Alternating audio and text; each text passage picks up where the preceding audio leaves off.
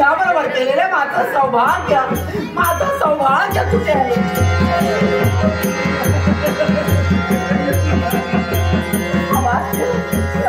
माझ्या प्रश्नांची उत्तरं देत असाल ही महाराणी तुम्हाला एकच सांगते, या राजगादीची शपथ आहे.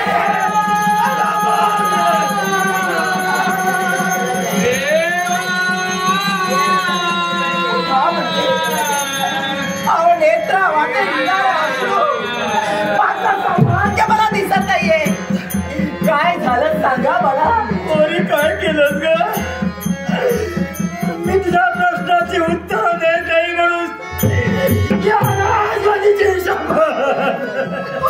क्षमा करा, पण माझा राहिला आता झाला. सांगा माझ्या प्रश्नाची उत्तर द्या. कुठल्या शब्दाला सांगू? मुखातून शब्द बाहेर पडतायत ग. सामावले जात आहे. जे काही सत्य आहे ते सांगा. ते सहन करण्याची शक्ती मला आहे. सांगा, ते काही असेल ते सांगा. मन किती जरी कठोर केलंस ना तरी माझ्या मुखातून शब्द बाहेर पडतात. धन्यवाद आजूबाजूचा भाग होईल.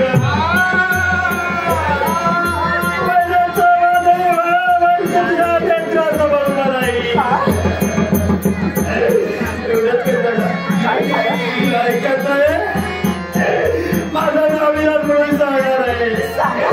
तुझा नाव नव्वद ठरवलं आहे. एखाद्या भाषणाप्रमाणे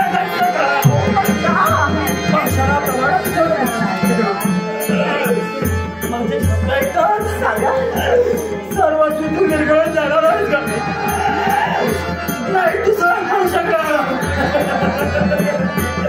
अरण्यात केलं त्या दोन दुष्ट व्यक्तीशी आम्ही संघर्ष केला, पण त्याने कपड्याला केलं ते काय केलं? या जनतेचा मायबाप माझा लाडका राजा. तुझा सौभाग्य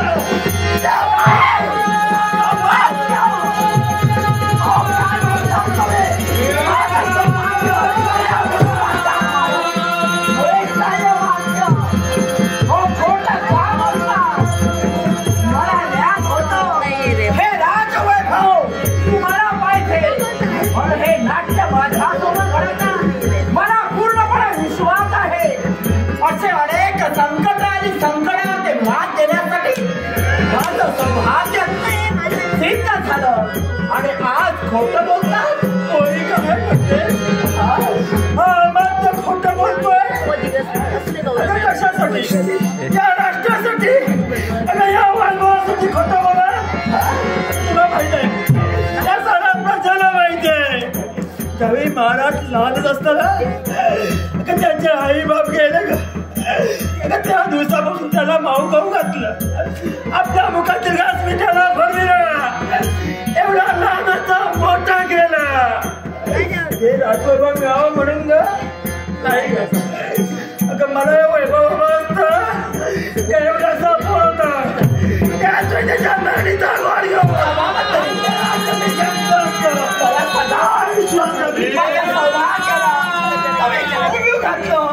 कडी खाण्यावर खेळवण्याचं कर्तव्य केला. मग मला सांगा, माझं हे सौभाग्याच्या विश्वाच्या आड गेलं. काय पुरावा आहे तुमचा? मला माहिती होत ते खरं बोलतेस ना. माझ्यावर संशय म्हणून नाही ग.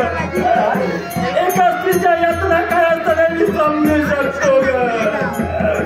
अगं पोरी, तू बोलतेस ना त्या नवऱ्याबद्दल असणारी आपुलकी.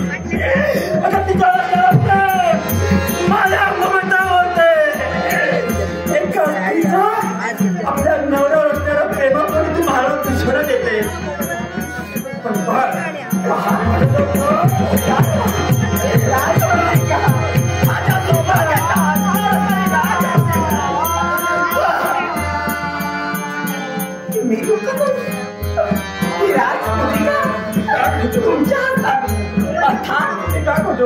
का खोटं बोलू? अमात्य मला तर असं वाटतं की आनंदाच्या भरात तुमचं कर्तव्य श्रेष्ठ म्हणून आनंदाच्या भरात राजकन्याला तुम्हाला दिली असेल.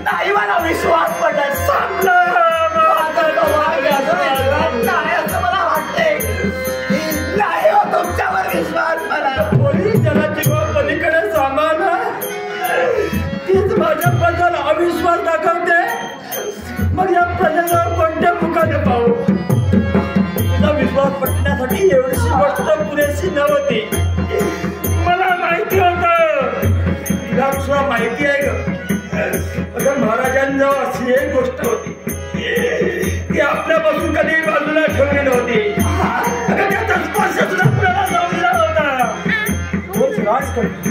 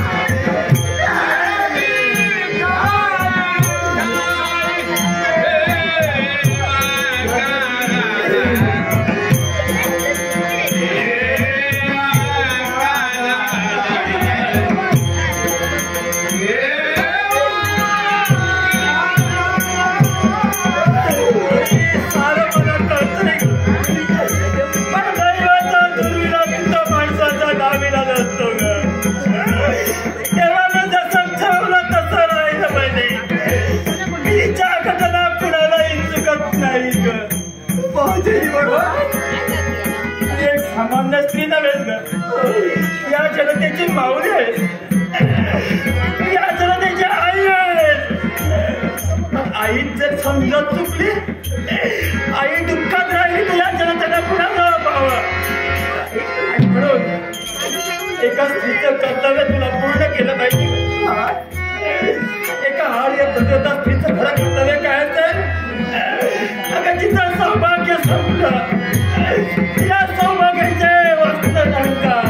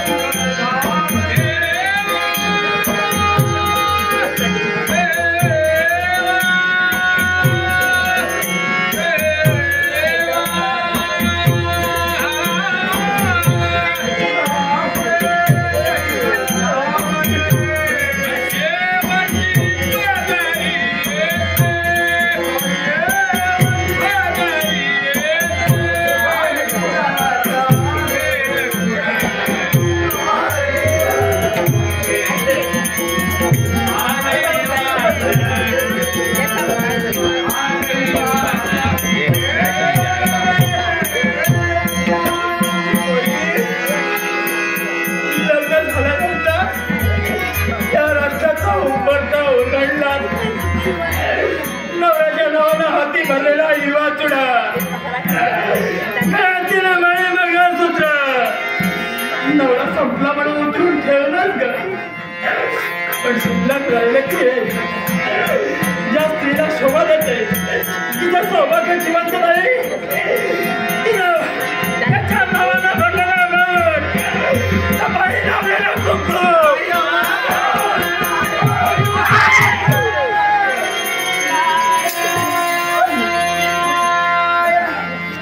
अखंड मंडळीचा सौभाग्य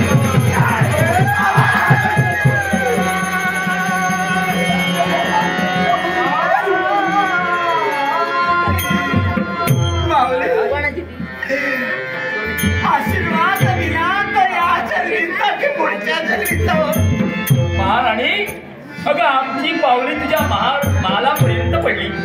एका क्षणी आम्हाला नतमस्तक झाली. आशीर्वाद देण्याची कृती केली तो यांचा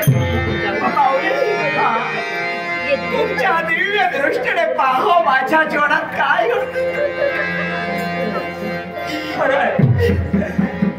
यांचं सौभाग्य माझ्या डोळ्यासमोर त्याच्या तुकड्या झाल्या मी पाहिले. ज्या तिचं सौभाग्य जिवंत नाही ना त्या तिला सौभाग्याचा आशीर्वाद तुमच्यातून झाला.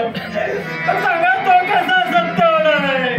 आम्हाला एक ब्रह्मवाक्य जनार्दना ब्राह्मणाच्या मुखावर लिहिणारे शब्द सत्य आणि सत्य असतात ते कधीही असत्य ठरू शकत नाही. अर्थात मी माझ्या मुखावर दिलेला आशीर्वाद ते माझे शब्द मी स्वतः सत्य करणारे तुमच्यावर विश्वास होणारे तुमच्यावर विश्वास दाखवतो असत नाही भागणारे. आणि साम्राट परिस्थिती आमच्यासमोर कशी उभी राहिली. आम्ही आमचाच विश्वास गमावून बसलोय. सांगा विश्वास ठेवा. काय केलं जिवंत होणार. मार्गदर्शन मी करणार आहे कृती तुम्ही करा. तू तुझ्या जीवनाच्या गणपती गजनाची त्या विधानाची भक्ती करतेस नव्हे तर स्वतःच्या जीवनात संकटची व्रताची आचरणा करतेस. मग जर त्या विधानाच्या चरणी जर का तुमची भक्ती विष्णू झाली असेल तर तू माझा दयेचा देव असं नक्की घेईल.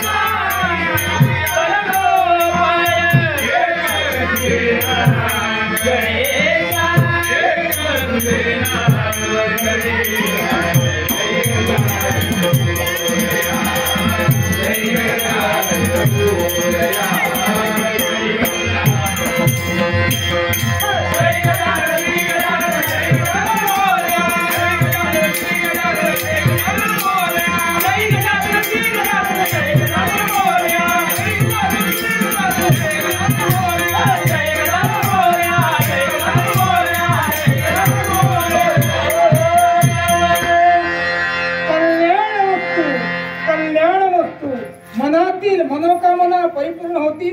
अशा प्रकारचा आशीर्वाद या विघ्नहर्त्या गणेशाचा. देवा आम्ही तुझी करुणाभाती करुणीला उत्तीर्ण झाला. पण भगवान आवडीस कारण एकच नित्य नियमाप्रमाणे आमची पावले राणी मारी पडली. नित्य नियमाप्रमाणे राणी आम्हाला नतमस्तक झाली. शास्त्र आधाराप्रमाणे सौभाग्याचा आशीर्वाद आम्ही त्यांना दिला. पण देवा सांप्रत परिस्थिती आहे की या राणीचं सौभाग्य जग सौख्यापासून नष्ट झाले. मग देवा मला सांग रे जर का तुझा शब्द आणि माझा शब्द एक असतील तर माझा शब्द काय सत्य होणार. चिंता करू नको. अरे ही प्रेरणा या गणेशानं तुला दिलेली आहे.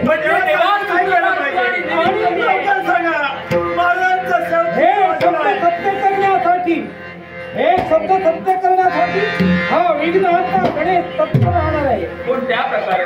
हा देवा यावर मार्ग कोणता. एकच. हा दर महान आपण संकष्टी व्रत आचरण्यात आणतात. या संकष्टी व्रताच्या वेळी ते पंचतत्वाने बनविलेलं पंचामृत आहे. हे पंचामृत या पंचामृताचा महिमा पहा. या पंचामृताचं महत्व पहा. हे पंचामृत त्या चंद्रनाथच्या मृत देहावर सिंचन करा. सिंचन करा.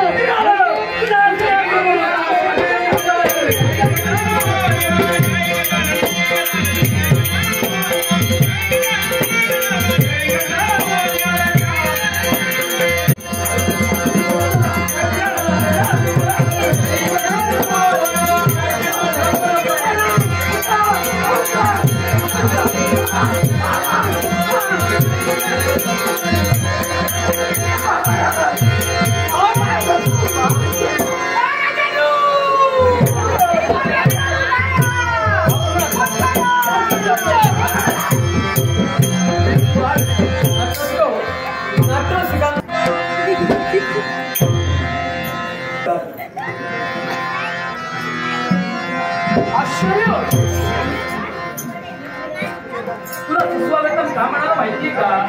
अगं या विश्वाच्या काही अधर्म अत्याचार मार्गीला अहंकाराच्या नादाला स्वतःचा मृत्यांक विसरून गेले. तुला मृत्यांक तू स्वतः निर्माण केलाय. माझा मृत्यू माझ्या हृदयाजवळच आहे. आता मोर त्या शिव शंभू महादेवाला मी आत्मसात करून घेतलं. माझ्या देवाला दिलेला आशीर्वाद एका मरद मानवाचे माझ्यातून 3 तुकडे झाले आणि ते 3 तुकडे पुनश्चित एकत्रित होऊन ती व्यक्ती जिवंत झाली. त्याच्यातून मरण. आता तू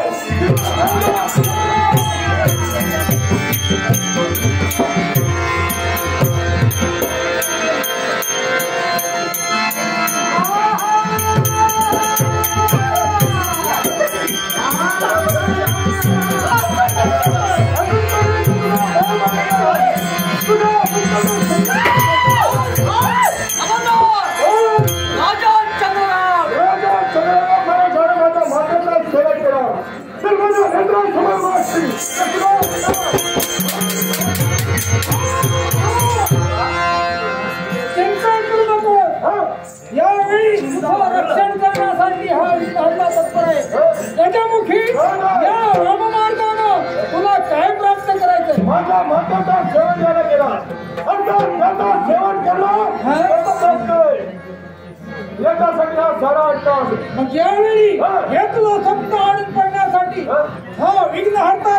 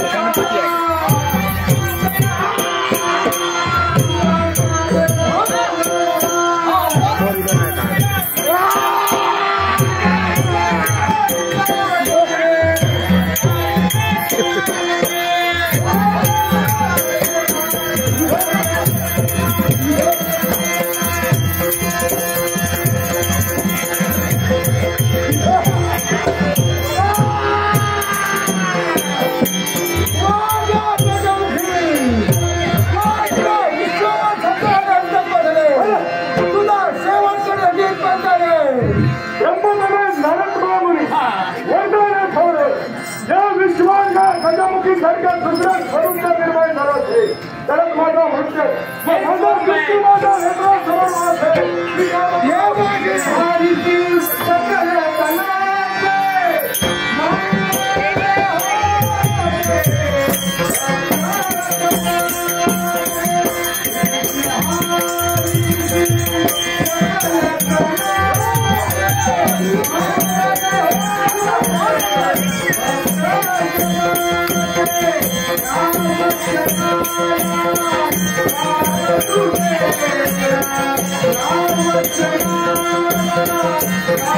Thank you.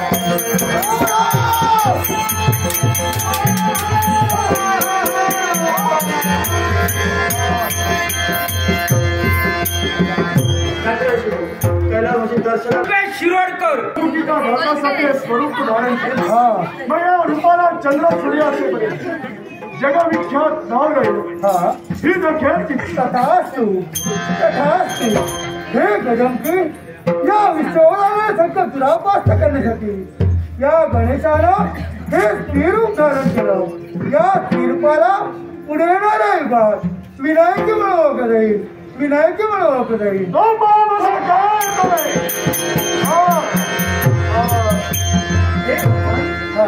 यांच्या घातासाठी तुम्ही स्त्रीरूप धारण केला खरंय साष्टांग आहे मंगळाचा आशीर्वाद तुम्हाला माझा प्रश्न आहे कोणता बरं? साक्षात गणपती गजाननानं स्त्रीरूप कसं काय धारण केलं याला कारण आहे का कारण या विश्वाच्या ठाई गजमुखी आणि कमला राक्षसीनं अजिंक्यामृताच्या वरदानानं अधर्म अत्याचार मातकू लागले आणि यांच्या घातासाठी या विश्वावरचा अधर्म अत्याचार थांबविण्यासाठी केवळ योगायोग घडून यावा म्हणून आदिमाया आदिशक्ती पार्वती माता हिच्या मार्गदर्शनानुसार या विश्वाच्या ठाई असलेल्या स्त्री शक्ती आणि त्या स्त्री शक्तींचं आवाहन करण्यात आलं आणि त्या स्त्री शक्ती कोणत्या असतील तर देवतांच्या काही असलेल्या स्त्री शक्ती ब्रह्माची ब्राह्मणी विष्णूची वैष्णवी आणि इंद्राची इंद्राणी या अशा विविध स्त्री शक्तींचं आवाहन करून या विश्वाचा नायक म्हणजे विनायक तोच गणपती गजानन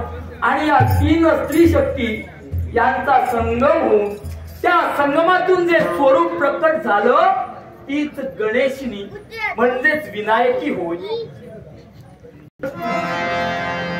हे भगवान पंचशून्य झाले दशभुजा झाले असं स्त्रीरूप तुम्ही धारण केला अखिल विश्वाच्या हितासाठी तर भगवान माझ्या जीवनात संकट का यालाही काय राजकर्त्यात तू आहे मी राजकर्त्या आठवतो प्रसंग शुक्ल पक्षातील संकटची चतुर्थी या संकटची चतुर्थीचा सांगता तुम्ही केला त्याच वेळी महाराणी तुला सांगत होती महाआरती करून महाप्रसाद भक्षण करून तुम्ही जा तुम्ही त्या महाप्रसादाची अवहेलना केली एवढंच नव्हे तर या विश्वभराचे संकट म्हणजे कमला राखली तिचा मृत्यांग होता तो कसा एखाद्या भरत मानवाच्या देहाचे तीन तुकडे झाले असतील आणि तो पुनश्च जिवंत झाला असेल तर त्याच्या हातून तिला मृत्यू होता एवढंच नव्हे तर हे राजकर्त्या तुला होता तो आड मृत्यू तो आड मृत्यू टाळावा आणि या विश्वभराचे संकट म्हणजे गजमुखी हिचाही नाश व्हावा त्यासाठी हे मला सार नाट्य करावं लागलं देवा माझी अजून एक विनंती तुम्हाला अशी शुक्ल पक्षातील चतुर्थीला आम्ही संकष्टी व्रत आचरणात आलेलो या शुक्ल पक्षातील चतुर्थीला महत्व याला महत्व राहणार आहे तुम्ही आचरणात आणलेली शुक्ल पक्षातील संकटची चतुर्थी ही संकटची चतुर्थी पुढे येणाऱ्या युगात विनायकी संकटची मला ओळखत जाईल मग देवा तुमचं अस्तित्व या विश्वात या रूपाचं असायला वरती कसं हे राजकर्त्या या तुझ्या विजया देशामध्ये माझं मंदिर उभारण्यासाठी करो त्या मंदिरामध्ये माझ्या मूर्तीची प्रतिष्ठापना कर जे कोणी भाविक भक्त या ठिकाणी येतील माझी पूजा करतील त्यांच्या जीवनातील दुःख दारिद्र्य धुळापास्त होऊन सुख समृद्धी ऐश्वर्य या विनायकीचा आशीर्वाद आहे पण देवा तुमची स्थापना केल्यानंतर या विजय देशाला भविष्यात काय म्हणून ओळखतील या विजया देशाला भविष्यामध्ये तेलंगणा प्रदेश म्हणून ओळखलं जाईल माका प्रश्न पडलो पुढे आमचा का की ते देशामध्ये माझं मंदिर उभारणार त्या मंदिरामध्ये विनायकीचा पूजेचा पहिला मान यांना दिला पाहिजे म्हणजे भगवान तुमची पूजा करण्याचा पहिला मान इथले मानकरी अधिकारी तुम्ही असाल एवढंच नव्हे तर या विद्यादेशाला तेलंगणाचं जे पण ओळखत आहे या डोंबारी जमातीला त्या तेलंगणा प्रदेशामध्ये कुणीतरी जमात मला ओळखलं डोंबारी कोणी म्हणणार नाही पुढेची देवा तुमचा अमोघ आशीर्वाद आम्हाला